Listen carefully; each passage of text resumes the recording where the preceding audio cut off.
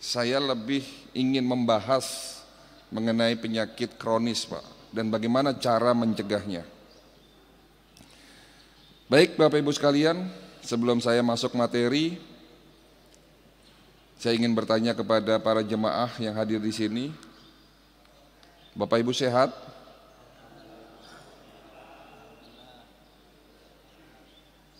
Sepertinya ada yang ragu-ragu, Pak.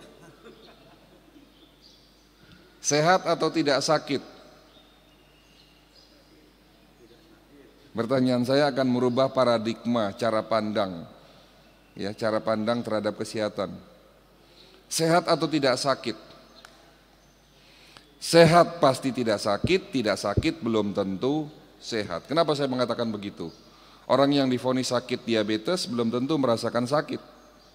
Bahkan orang yang divonis kanker sekalipun masih bisa beraktivitas dengan normal.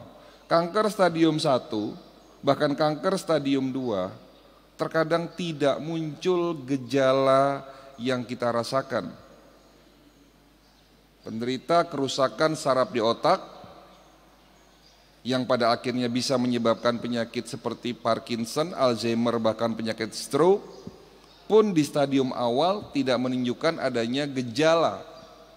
Dan hari ini WHO menyatakan hampir 70% penduduk dunia dalam kondisi tidak sakit namun juga tidak sehat.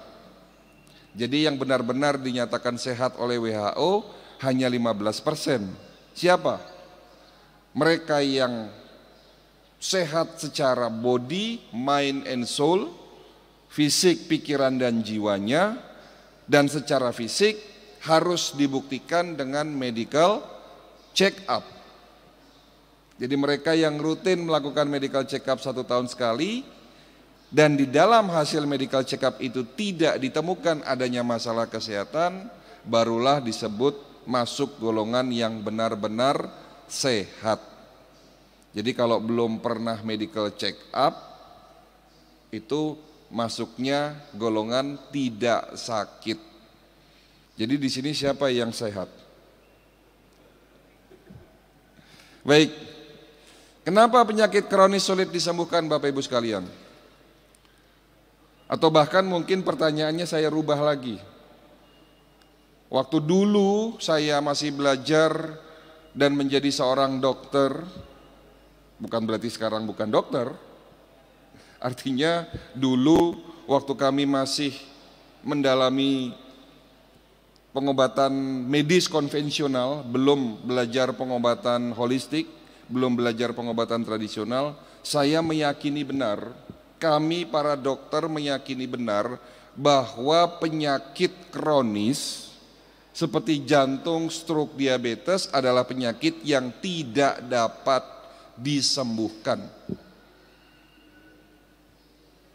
Orang yang divonis sakit diabetes, seseorang yang divonis sakit hipertensi, apalagi jantung, stroke, dalam ilmu kedokteran medis dikatakan tidak dapat disembuhkan. Itu kita yakini benar karena memang teorinya seperti itu. Tetapi kita sebagai muslim, kita percaya benar apa yang sudah diucapkan oleh Nabi kita itu adalah sebuah kebenaran. Dan salah satu kutipan hadis yang berkaitan dengan kesehatan, li kulli dain dawa, setiap penyakit pasti ada obatnya. Ini masih ada lanjutannya sebenarnya. Maka berobatlah kamu, dan jika obat tersebut tepat menemui sasaran penyakitnya, insya Allah dengan seizin Allah penyakitnya akan sembuh.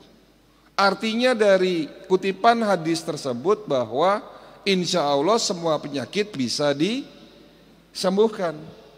Nah disinilah muncul pertanyaan, lalu mana yang benar?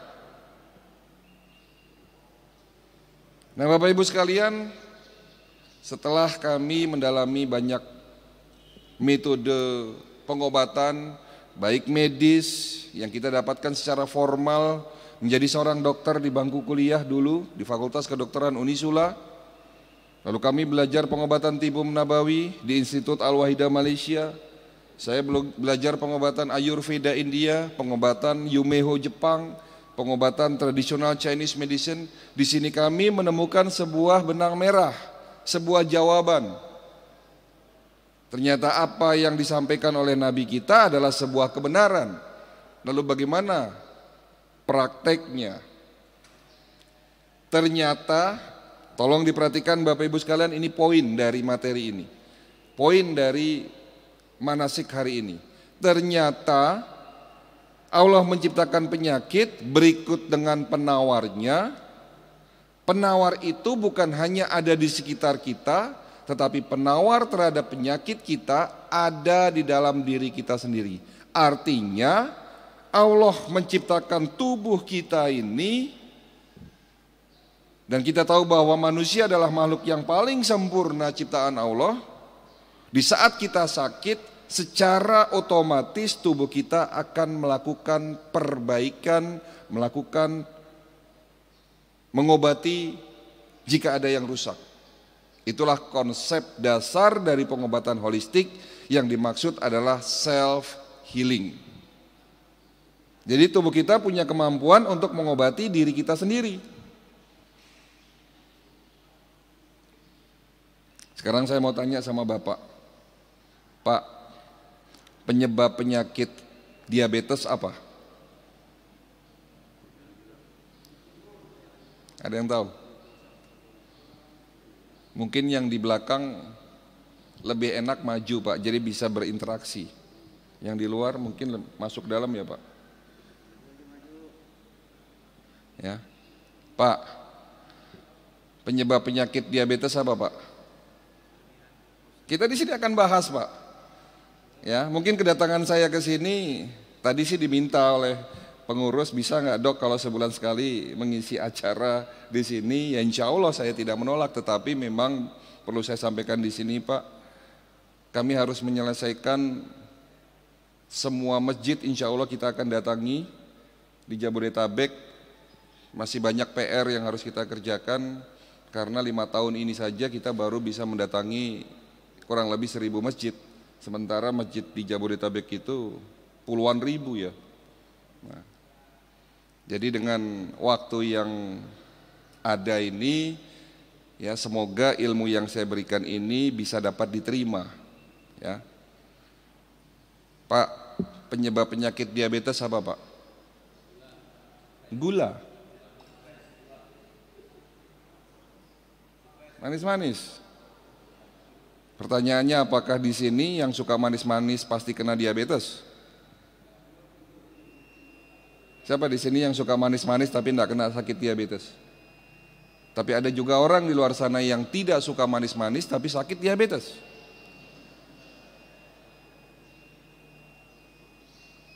Ya, betul. Apa penyebab penyakit diabetes kalau begitu? Pola makan umum. Sekarang saya mau sedikit ngasih kuliah nih. Di dalam tubuh kita adalah satu kesatuan, mulai dari sistem organ, suborgan, jaringan, dan sel. Bagian terkecil dalam tubuh kita adalah sel. Betul? Ada berapa jumlah sel dalam tubuh kita? 500 triliun sel. Mulai dari sel kulit, sel otot, tulang, dan organ. Semua dibentuk oleh sel. Sekali lagi tolong perhatikan, bagian terkecil tubuh kita adalah sel. Jadi artinya jika ingin membuat tubuh Bapak sehat dan kuat, buatlah sel kita sehat dan kuat. Jadi kalau ada penyakit muncul, berarti terjadi kerusakan sel. Lalu apa penyebab penyakit diabetes? Kerusakan sel pada organ pankreas dan kerusakan sel pada hormon insulin. Pertanyaannya, apa yang menyebabkan pankreas dan hormon insulin itu rusak? Apa? Ada yang tahu? Teori terbaru yang kami pelajari hari ini, ternyata kerusakan sel dalam tubuh kita disebabkan karena adanya radikal bebas. Tolong sekali lagi kata ini dicatat, ini poin penting. Apa itu radikal bebas? Radikal bebas adalah sebuah senyawa molekul dalam tubuh kita yang terbentuk akibat proses oksidasi yang berlebihan. Proses oksidasi ini contohnya kalau di luar sana itu seperti besi berkarat. Apel kalau dipotong berubah warna menjadi hitam kalau dibiarkan terkena udara. Minyak goreng yang tadinya jernih setelah digoreng berkali-kali akan berubah warna menjadi menghitam. Itulah proses oksidasi. Ini terjadi dalam tubuh kita mulai dari kita lahir sampai kita nanti wafat. Dan tidak bisa dihindari. Proses oksidasi tidak bisa dihindari. Oleh karena itu Allah menciptakan penawar terhadap proses oksidasi itu sendiri. Tolong sekali lagi ini perhatikan. Karena adanya proses oksidasi, sehingga Allah menciptakan penawar terhadap proses oksidasi itu sendiri. Namanya anti apa Pak? Antioksidan. Antioksidan ada di mana? Ada di sekitar kita dan ada di dalam diri kita sendiri. Paling banyak ada di mana? Ada di buah-buahan.